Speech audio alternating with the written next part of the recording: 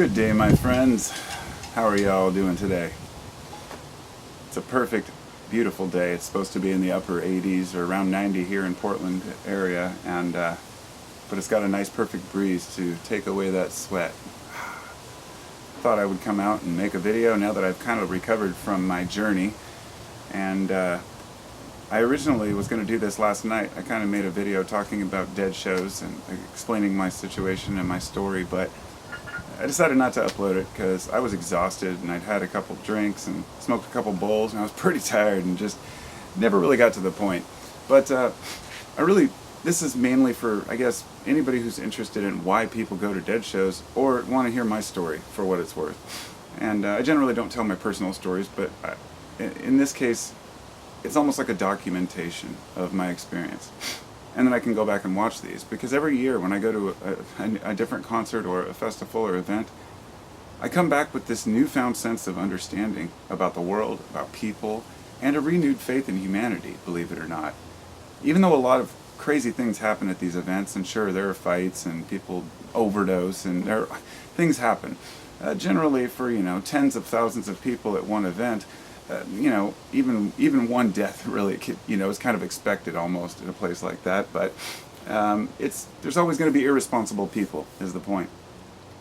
And I've always considered myself pretty responsible at these things, but some people will take substances they're unaware of or take too high of a dose. And I see a lot of really high people. And it's very... there was this one guy that walked by our camp at about 3 in the morning. He was so drunk.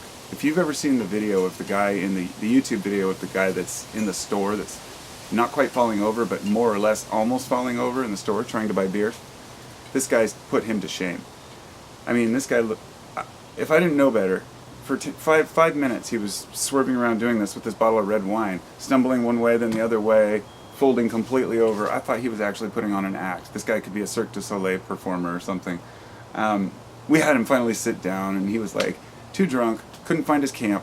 And when you go to an event like that, the parking lot's huge. So anyhow, I'm going to start with why I go to shows. When I was about 15 years old, I was introduced to the Grateful Dead. We brought home a tape.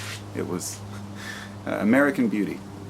And that album, my buddy said, "Hey, it's the Grateful Dead. I heard they're really good." And we thought, "Wow, are they heavy metal? Grateful Dead makes sense." And at that time, we were skaters and we were into heavy metal, punk rock, things like that. It all changed after that tape. We put it in. The song "Box of Rain" came on. We said, "What the hell is this?" But we kind of started to like it. Not too long later, I bought a live album. I had my mom buy me a cassette of Live Without a Net at Fred Meyer, and it was like a 2-cassette live show. I put it in the car stereo and I was embarrassed. I was like, "This isn't the Grateful Dead I know." I started listening to the old school Dead, and now these are later shows, and shows are completely different. So anyhow, after a while I fell in love with that. I said, I just got to go to a show. Went down to Eugene, spent 3 days at Autzen Stadium, and my whole life changed.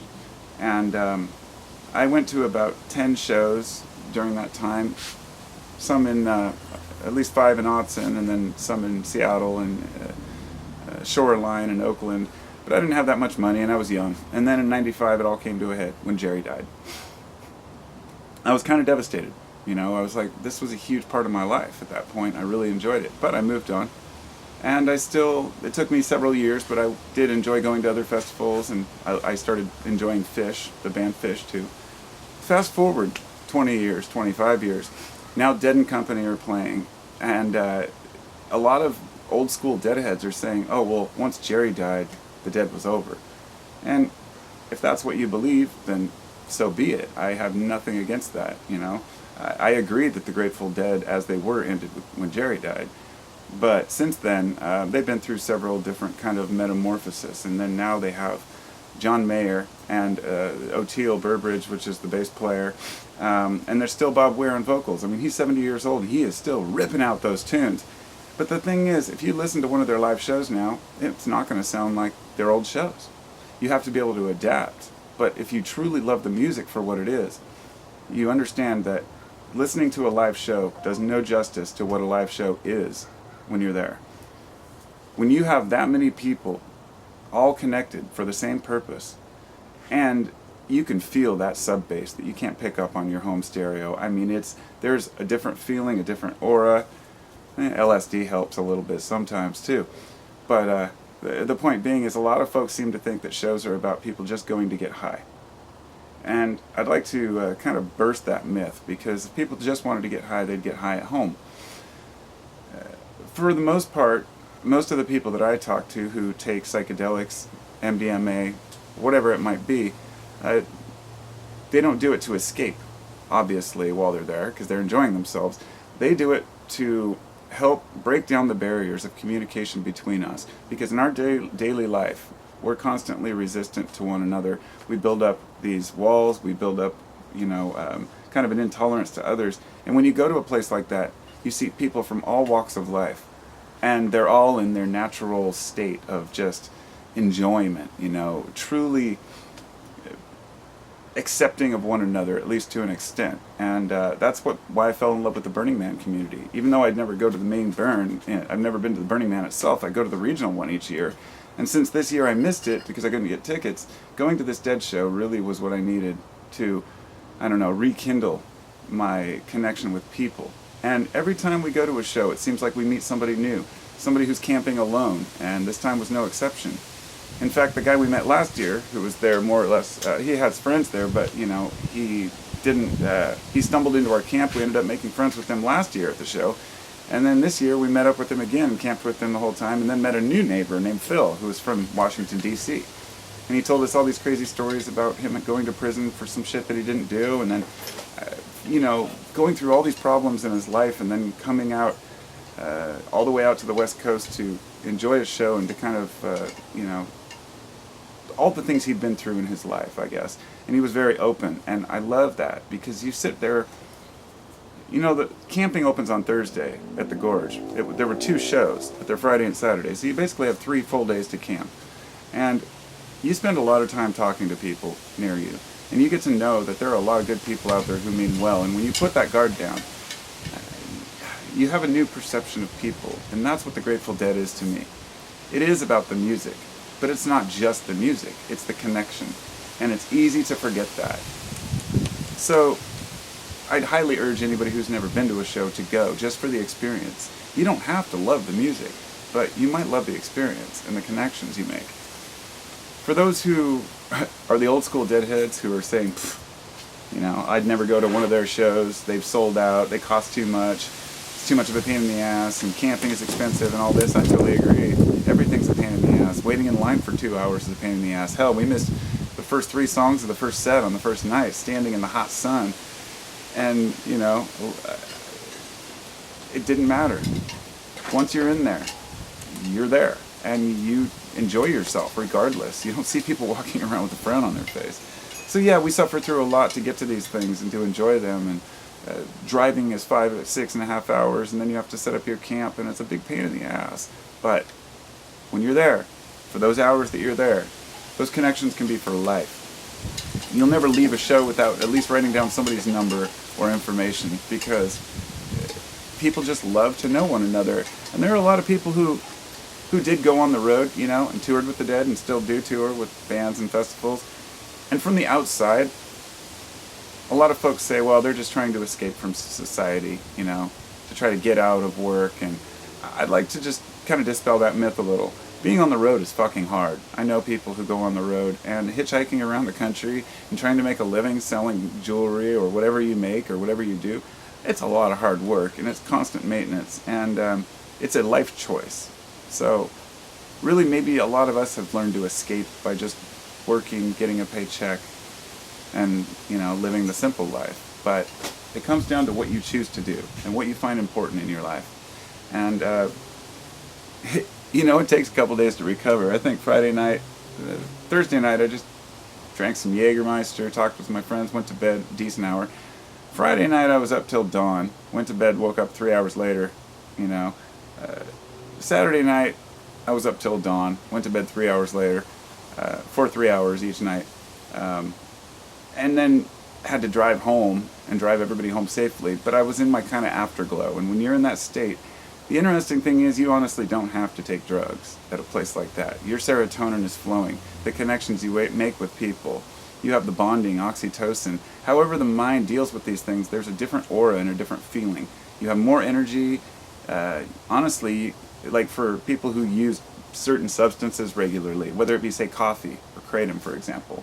When I go to one of these events, I went the entire day Sunday without a cup of coffee. It's like, well, oh well, I usually drink coffee every morning. I just didn't want to take the time to make it, but I didn't need it because I woke up and I was talking with everybody and right into the day.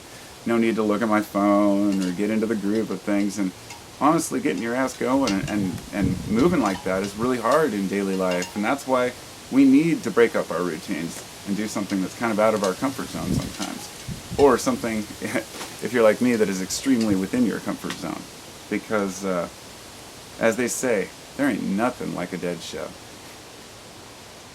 I'd like to add that as things got larger, and more popular over the years, it became harder to have an intimate type show. And now that Live Nation, who they're the Live Nation Ticketmaster, are the ones who basically run all the major events around the country. They're just a huge, company. They kind of treat people like shit. They don't have enough people at the gate. Sometimes they'll have one person setting up camping. We waited for 2 hours to get in. You're supposed to show up at 5:30, and the gates open at 5:30, and then the show starts at 7. Even getting there at 5:30, people weren't getting there in until like 7:30. They had like maybe 5 or 6 gates going, with like thousands of people waiting in this hot, totally unorganized line, and it's that way every year. And the funny thing was, Friday night they didn't search anybody hardly at all. And then Saturday night, they searched me crazy. They're like, "What's in your pockets? What's in your pockets?" I lost my flask of Jägermeister. I almost lost my weed, but I managed to get that in. I guess I pretty much just lost my flask, but everybody else lost. My oldest son lost his flask, and then my other friend lost all his weed. So, but it all worked out. Didn't matter. And as we're walking out all high, I just looked at all the Live Nation guys that were lined up, saying bye, and I was like, said, "You guys have fun digging through those garbage cans tonight." And one of the guys the chick was like, "Huh?" And I guess my wife said one of the guys was like, "Yeah." I thought that was funny because I'm sure lots of them are thinking the same thing. After a show like that, you can load up on all the cannabis products you possibly could want. Anything, bagged liquor, bottles. It's crazy the shit that they take. But the point I wanted to make about that is how ridiculous it is. They know people are smoking pot in there. Just let it go. It's still legal in this state. Pretty soon Live Nation's going to have their own joint stands where you'll have to buy weed there. And that's just the thing, You go to a show and literally, beers are like $20 there. And it's ridiculous, It's really hard. It's kind of a monopoly. But the cool thing about the Gorge is that it's really far out there. And generally the cops tend to leave you alone. In a lot of the cities, it's a little harsher because there's more cops, more police force, more to maintain. But it's out in the middle of the desert out there. And they do have a few cops there, but they're always really nice. They say, "Enjoy the show," and they don't come in the lot. I mean, there's people cracking nitrous tanks all night through there, and nobody came through. No security, not once. So they've kind of eased up over the years on, busting people, especially since cannabis has become legal. Things have totally changed. But that's pretty much all we wanted. It's just to be left alone for a few days to have fun with our crew. And, it's a blast. So I highly urge anybody who hasn't been to go. And to anyone who doesn't go because Jerry's gone, get over it. Go enjoy a show. It's still a phenomenal show when you're there, and it is. So I'll talk to y'all later. Thanks for listening, and have a good day. Be well. Take care of each other.